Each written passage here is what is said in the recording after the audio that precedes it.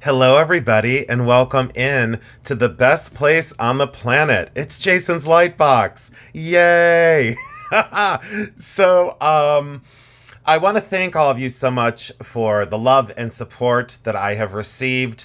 I am human and my life is run by emotions, and I can never lie about the way I feel. So I appreciate all of you for understanding and being so compassionate. And I just want to give you a heartfelt thank you for all of your love and support. I'm far from perfect, and I can't blame just being a mortal.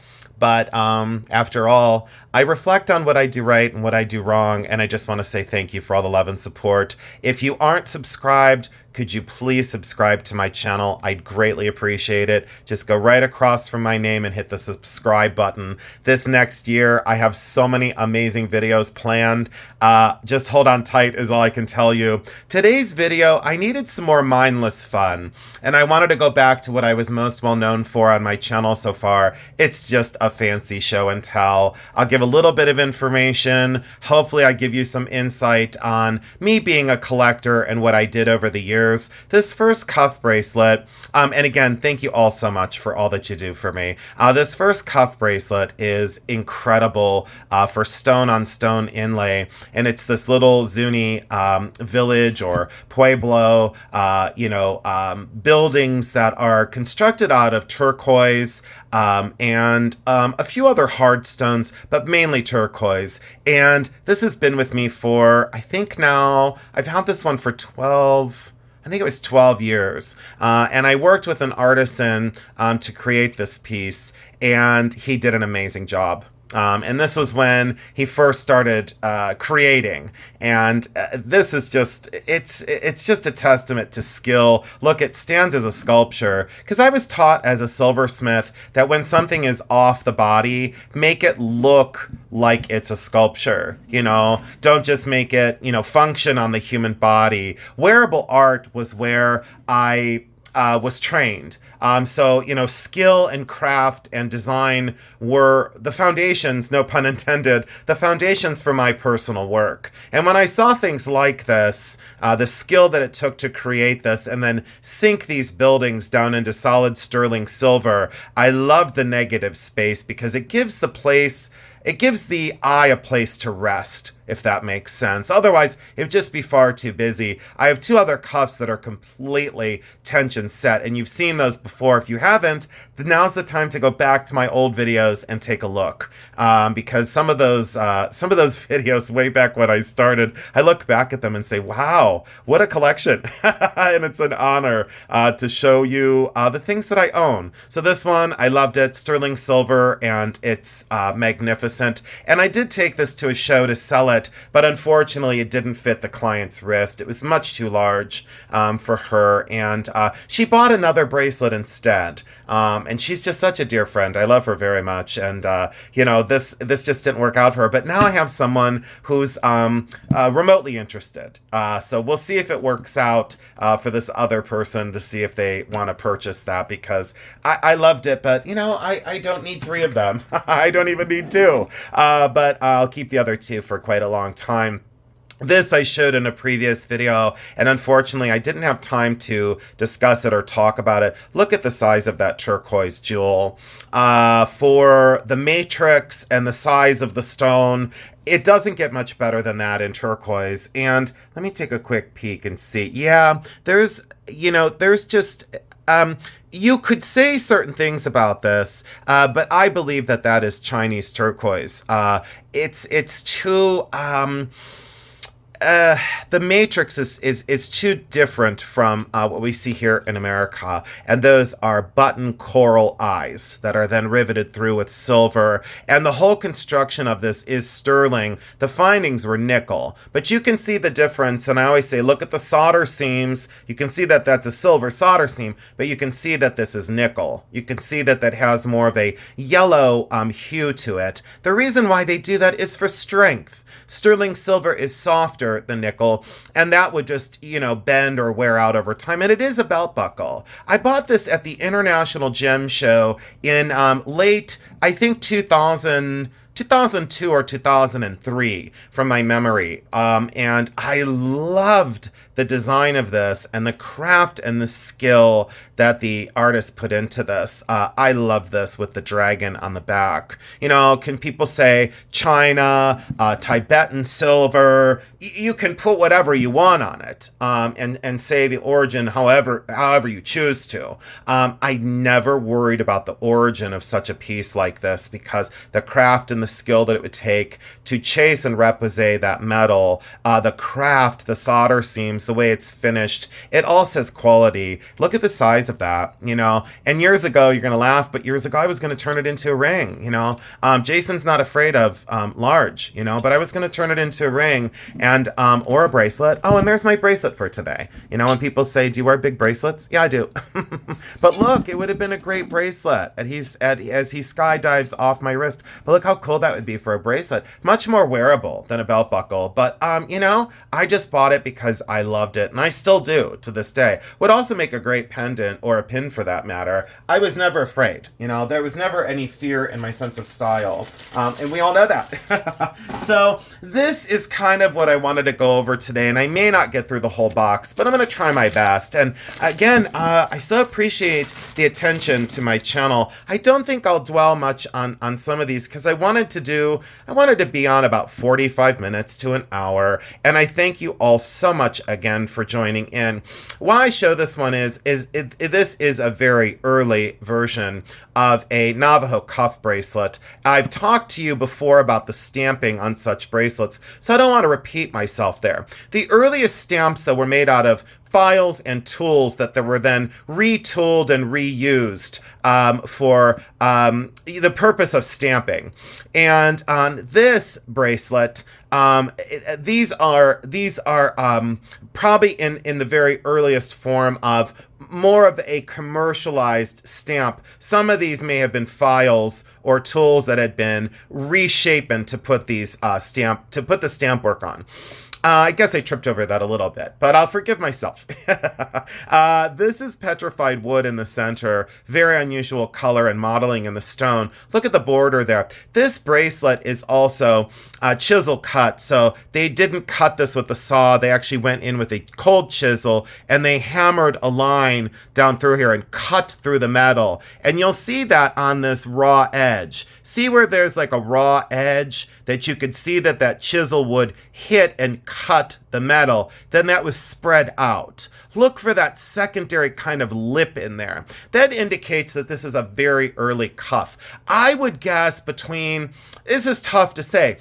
You know, someone could fight and say, well, that's 1895.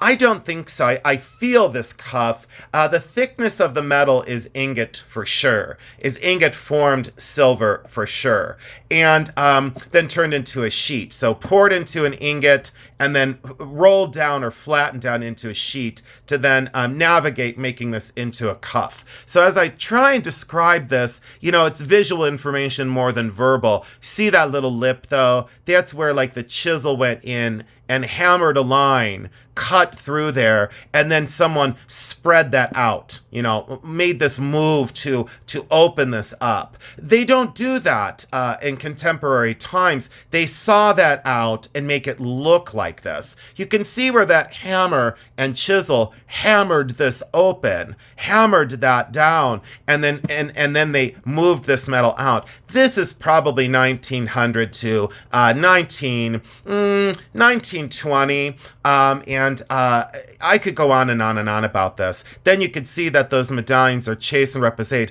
Look at the thickness of that edge. When you look at the later ones, they're very thin and flimsy. I'll cover a value on this because of its age and its size and its condition and its styling. I would say safely 2000. You know, it's a matter of opinion on price. You know, everyone has an opinion, you know the saying, I won't say the rest of it. But I would say on this one, let's say this. I'll settle between 1,500 and 2,500, and then I'll leave it at that. If this is more commercial and newer, which 95% of the ones that we find are, I would say, you know, you'd be between 250 and 375. 250 and 450. Let's say that without fighting. And I think about these things without looking them up. I stay very current on values, as you all know. So by the airing of this video, maybe things will change in 10 years. Things like this will go up in 10 years. Let me make that prediction as well. The swell of value has been substantial. 10 years ago, this bracelet on an auction record would be $700, now that's double or triple, maybe even getting into the quadruple value of that, because of its age and because of it being early. I rescued this from a pawn shop, and I think I paid $90 for that. So remember cold chiseling to get these things crafted. I wish I could, okay, here's one that isn't cold chiseled. And I'm glad this is here. And again, I didn't pre-sort this box, and this has been packed away for, this has been packed away for 22 years, 24 years. So I'll stumble over some things. Now, this is constructed, and as you can see, this is soldered together. So unlike the last one, let me take that back out and do a side by side. And I'll show you why. So this is newer, and this is older.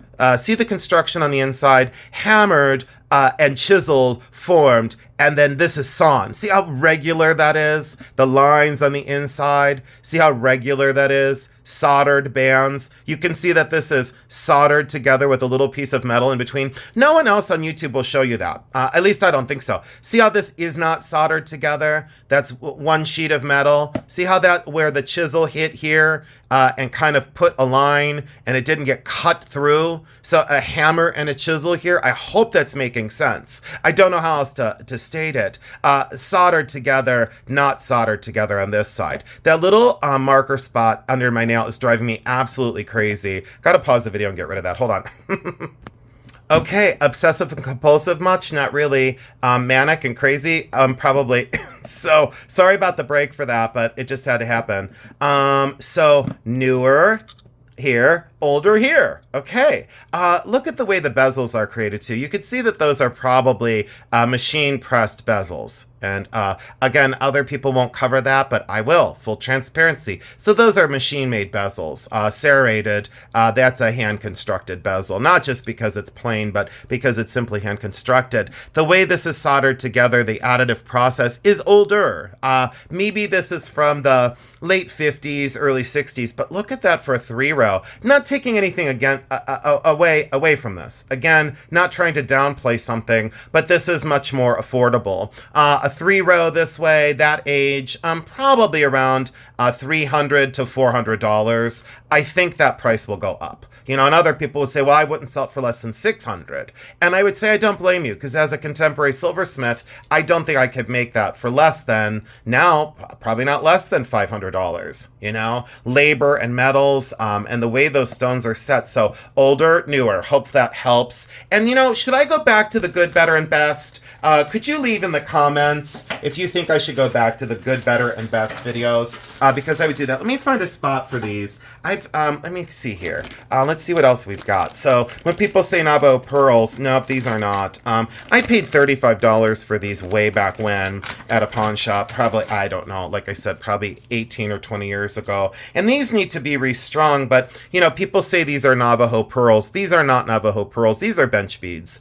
So this is a bench bead. And see how that high raised seam is there? And they're very hollow. They're very, tinny. They're very lightweight. Let me grab a strand of beads that are earlier. Let me go grab that squash blossom. I think it's here. Here we go. I set it out because I'll bring this back, and these are considered Navajo pearls. Okay, let's be clear on this. So see how these do have a seam, but look how that is treated. They're very heavy. These are very, very heavy beads. These are considered Navajo pearls. See how there is a seam that has been hand sanded down and hand polished in a way.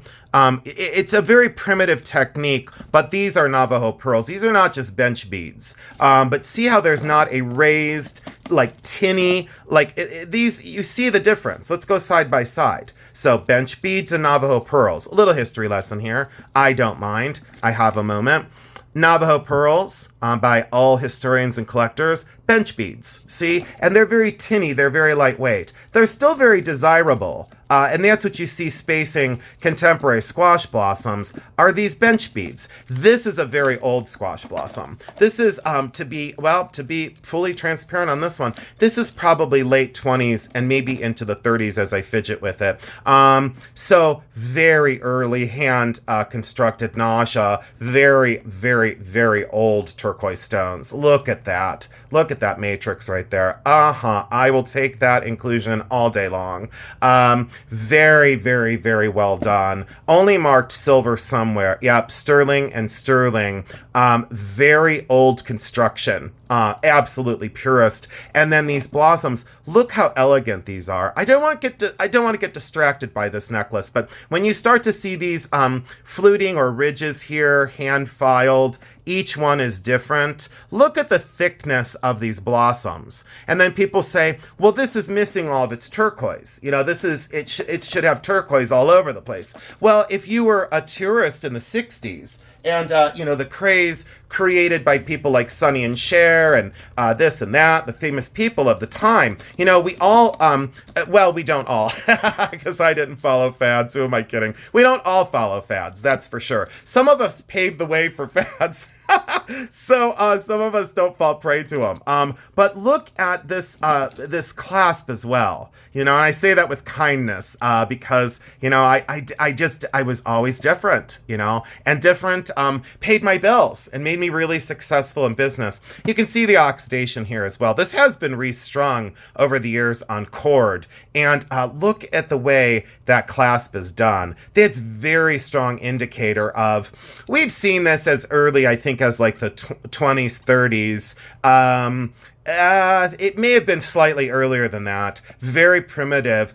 May have had a different clasp at a certain point. May have been older than that. But let's take a look at these beads again. And see those kind of like holes that are drilled through, that were like punched. See there's like a raw edge there. That's not always on Navajo pearls, but look at the difference of these. Look at how, okay, let's take a look at that. Let's stop and look. Bench beads, crank them out, crank them out, crank them out. Crooked, out of round, crooked, very poor craft, very thin. Look at the dents, on Navajo pearls. If you see a dented Navajo pearl, something went really wrong. These are, I wish you could feel this. These are so heavy and so thick. These are not Mexican. So let's not even go there about Mexican. And these are Navajo. And these are, both Native American. So let's not start on the Mexican thing either, because I'll do a video on that. We'll get some things cleared up relatively soon. But see the difference here? Look at the difference of the beads. These are Navajo pearls. That is what everyone keeps saying. What's a Navajo pearl? Well, this. So I will be bringing this back for a further discussion and much more in depth. I know you're probably already asking yourself some questions about, can he clarify this for me? Can he clarify that for me? You bet I can. Can a general appraiser? No, probably not. Probably not so much. But look at the difference in the beads. I'll let you take that in.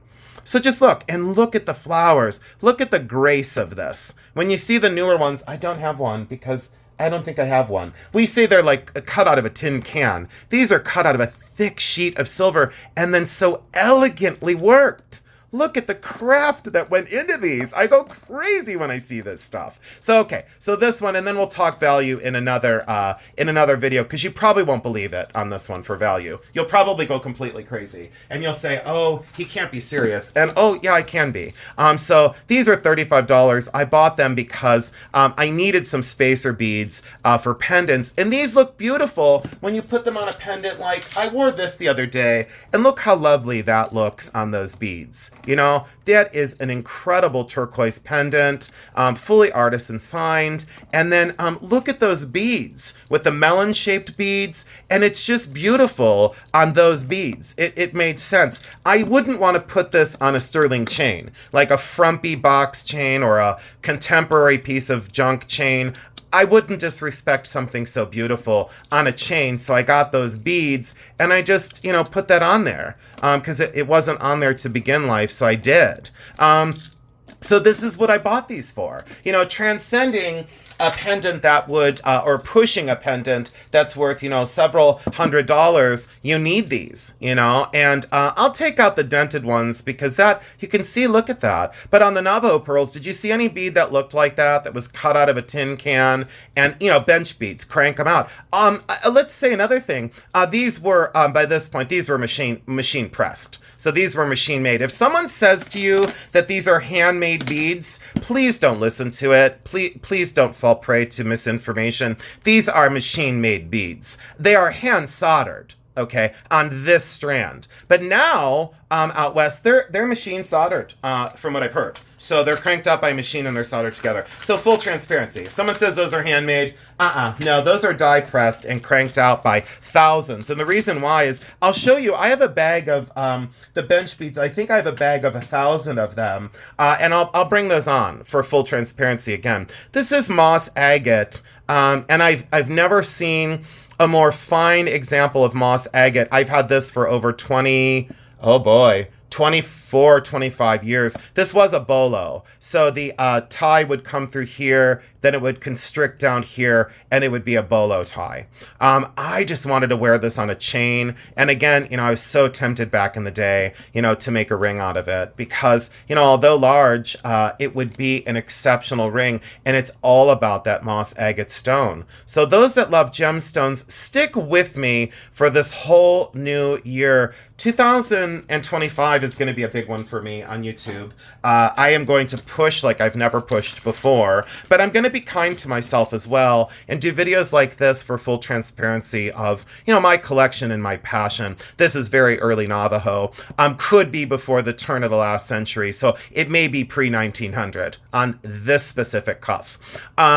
The simplicity of the mountings, the direct nature of this would be considered old pawn. So let's be clear on that one too. People throw old pawn around all the time, and we're all growing tired of it because it's simply not true. No indications on the inside of the cuff for silver content. It is sterling silver. Some of these were coin silver. So if a cuff like this doesn't hold up under, you know, a scratch test or stone test, I just say it's probably 800 silver, more than likely. But look at those stones. Look at the age of this. Every bezel was made specifically for those stones. More elliptical here, chubbier and more full here, more almost, quote, perfectly oval, smaller oval. Then we go into almost a round, and look at that one, misshaped stone, and then look at the bezel. So this, the thickness of the metal, I could talk about this one for a long time. I wouldn't sell this for less than, well, now I wouldn't sell it for less than $800. You know, some people would sell this for $100, and I would scoop it up in 2 seconds. Look at the thickness of the metal. Very simplistic in its approach. And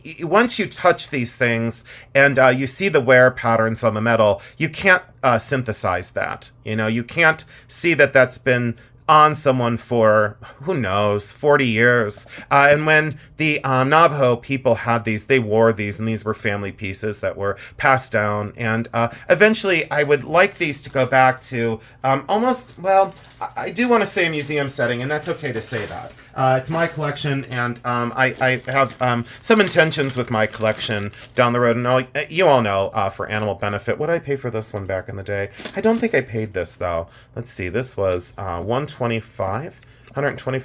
No, there's no way I paid that.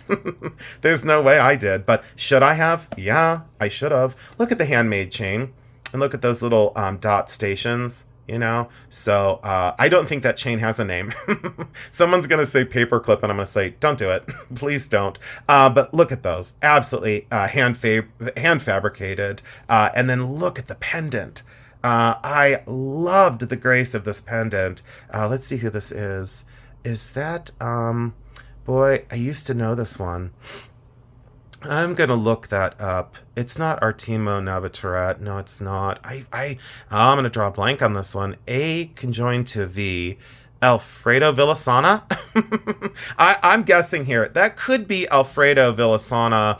I don't think it's Artimo Navajo. I don't think it is. And that's the way I always pronounced it. I probably mispronounced everything. But I knew what I was doing when I bought this. And I loved this stylistically. And that again, people say synthetic alexandrite. I'm not going to go there. I'm just going to say color change synthetic stone. I'm going to say color change synthetic. So would someone sell that as amethyst? They would, but it's not. It's simply not. It's a synthetic. But look at the grace of that. I would say circa 1940, 1950. I love that necklace. I think I paid $75 for that. And I think that was a Cleveland estate sale. And I forget the lady's name. She was so crazy, and I loved her. And I haven't seen her for a long time. I hope she's still doing okay. These were... I don't remember who these were. They're signed on the inside. I didn't buy by signature. I bought by style. Look at these. What on earth? And then you look at the contemporary versions of these that you can find on Etsy. And I don't want to say, all the different sites and stuff, but you can find them all over that are contemporary. Yeah, that's dented. That's its history. Onyx and sterling silver. Look how huge these are. They're awesome. I always loved those. And I stashed them because the design was so strong. Speaking of design, I remember this one, and I don't know, how I felt about it back in the day, but I show you this because Mexican silver, old Mexican silver, is getting harder and harder to find. And I don't remember... Let's see here. Oh, these were converted. Let me see here. Were these the ones that were... Yeah, these were converted. So I think this is Los Castillo. I think it's Los Castillo. I think it is. But look at... We call this Pluma... I think it's called Pluma Azteca or Azteca Pluma or something along that lines. And again, I'm probably mispronouncing it. Look at the snake design. I thought that was enamel and they sold it as enamel. Guess what that is? That's exotic feathers. Those are exotic feathers that are, inset from these inside of these channels as I struggle for the right words because I get distracted by how beautiful. So it's a matched pair of earrings. Here's the big pendant. And look at the cord that this was on. And you would say, is that the original cord? Yeah, because hello, these are sterling silver finials on that velveteen cord. So when people, I don't want to sound cruel, but when people they find this online, they put it on a chain and I go, I'm not going to say anything. It would have never been on a chain. Look at that original velvet cord that has survived to tell us the history of how Mexican silver was this is a rare survivor. And I have another. So, talk about rare. I have another, I have a necklace by, let me think here. I'm going to stumble over this. Antonio Pineda. And it's on a cord. And it's a long story. I'll bring that on eventually. When I do a Mexican, the best of the best, I'll do a best of the best of Mexican silver. And I'll bring on my best of my Mexican silver, which will take me a while to construct. Oh, there it is. Pluma Azteca. I was right. Yay. And it's probably not pronounced that way, but it's Pluma Azteca, according to this gentleman who lives in a cornfield in Ohio. So it's Los Castillo, and it's made in Mexico, and it's incredible. And see how they did this? So they made two pieces of sterling. They cut the design out, they inset the feathers, and then they riveted this together. See the rivets that they riveted it together?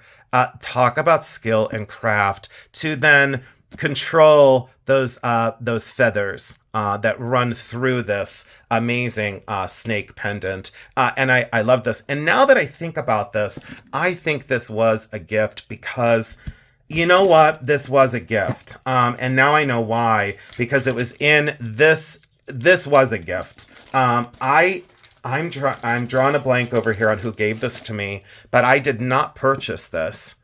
This was a gift. And I'm so grateful that I have it. Look at those finials again. Love that. So let that be a lesson on Mexican silver and original. When people say about original and stuff, just be careful. Just do your research. Is all I can say. And be careful. So, and am I perfect? No. Do I tell stories? Absolutely not. I tell stories about my life.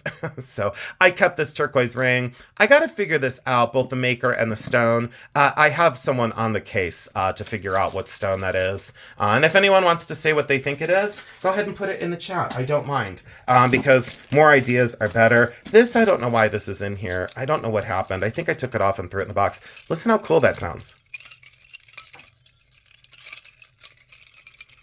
It's like a wind chime. I love this. Sterling silver, and each one is like kind of engraved with different patterns. I loved that. So I'm so glad that everyone's sticking with me, because this box, I don't think I'm going to get through this today. These are petrified wood and cufflinks. Look at how cool for petrified wood and cufflinks. And yeah, look at that for old. I would say 30s on these. And years ago, I think I paid 10 for the pair. I wouldn't sell these for less than like 150. Maybe 175. Very hard to find petrified wood cufflinks that are Navajo. So beautiful for the stones. Look how they look like miniature landscapes. Isn't that beautiful how the stone is so closely matched yet so different? I loved those. Navajo, and again, I love the oxidation. Maybe we should save this one for another time. This is a Mexican Los Castillos set. We're going to set this aside.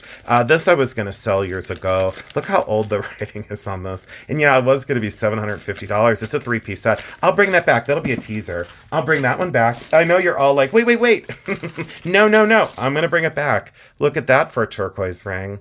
Yeah, I'm going to do another video out of this box. I just decided it's too many items for one video, and maybe I'll do the other part next week. So I will leave a couple of these in here. I love that ring, by the way. I don't know what turquoise that is. Oh, let's do this one. I think this one from memory was blue diamond mine. And then someone else, it was so funny because I wore this one time and I told the gentleman, who was like a turquoise expert. You know how I love the word expert, this turquoise expert. He was a quote expert because of how long he had been doing it. And I said, I think this is blue diamond. And he said, oh, no. Oh, you're gravely mistaken. That's not blue diamond. And he just went on this tirade about, oh my God, just so much information. I think this is Lawrence Begay. I don't ask me. I haven't seen these forever. There's the horse and there's the LB, bear claw, and I'm 99% sure it's blue diamond because look I found in the same estate sale. This was from a estate sale. You're gonna love this. And I love the bear claw stuff because, well, I'll say why. They believed to save every part of the animal. So they didn't claim the life of an animal to get the claws or the talons or the tusks or all of that. They revered the animal and they used that to kind of encapsulate the power of these incredible creatures. Look at the silver work in this, and I hope you understand how massive this is. Look how big this is, 4.5 inches. Look at the silver work. So I was wearing both. And the oh no, it's not blue diamond. Really? Well, then why did the original person that sold this with the pawn number of 154 under old nail polish have blue diamond identified as the turquoise? I had another gentleman look at it at the gem show and he said, why would someone say that's not blue diamond, turquoise? And I said, I don't know. He's an expert. And then the gentleman didn't say anything. I think he was stunned. He just didn't say a word. And I said, I don't know. But what I can tell you is it's beautiful turquoise. And I haven't seen a matrix, a color, or the modeling. Look how large that stone is for blue diamond as well. When people talk about important turquoise, I say just be careful, do your own research, and it oxidizes, so you have to be smart, you have to be very smart with turquoise, and I know a very little, and what I do know is I buy things that I think are beautiful, and this set was clearly one of them. So, boy, I just, and value-wise, I don't know what to say on this. I'm not sure, but look at those leaves and the way the chasing and the stamping is done, and this flowy nature of those 3 tendrils that drop down from that pendant, how asymmetrical, lots of movement, lots of grace, totally natural. The solder seams and the quality of the work. When you invest in something, save up and invest in something worth the investment. I say to people, maybe don't buy like 10 rings that are just a turquoise, something. Maybe save up and try and, I don't know what else to say. That's the way I elevated my collection over the years because I worked. I sold probably 6 6 or 7 pieces to afford to put money into these two, and then just let them, let them be and let stay stashed. I can't stop looking at this. I haven't seen this one for 20 something years. I need to clean that up. That's probably one of my dog's furs from a long, long time ago.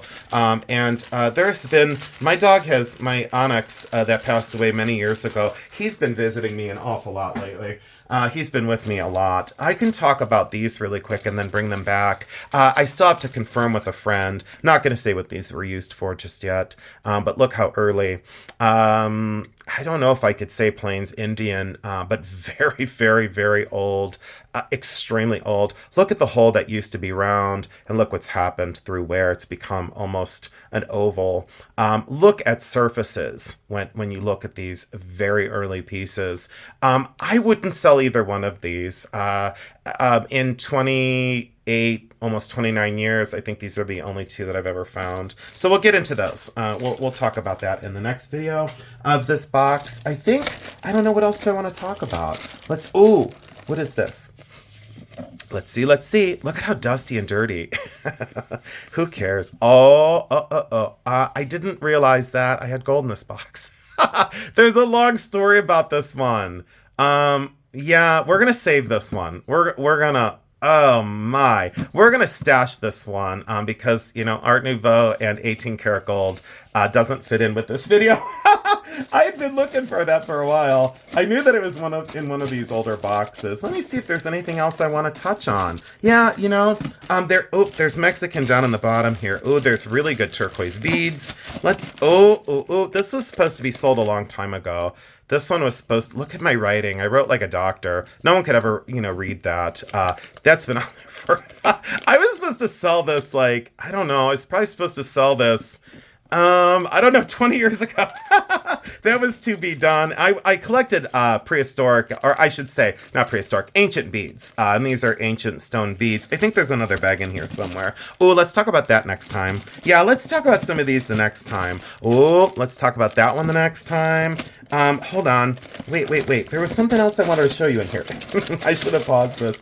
These don't belong in there. See, here's the thing. Here's education for, I was convinced that these were Native American back in the day because I was convinced of it. In my youth of collecting, I said, those are Native American. These are for sure Native American. No, these were Chinese. These are Chinese turquoise, and so now this needs to be, and they're old, late on that clasp. It may have been replaced though.